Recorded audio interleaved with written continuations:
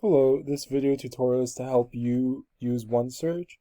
This video will cover tip number 9, requesting items using CSU+. Some items that you search for may not be found in the King library. In this case, you may want to request them using CSU+ from other Cal State schools. To do this, you'll want to look at your search page and find an item that is not available in the library. For example, this record here will show that I can request this item from other CSU libraries through CSU+. So go ahead and click that, and please go ahead and review the information here, and you'll send this request using this button here.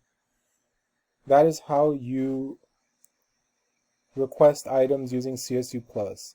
Thank you.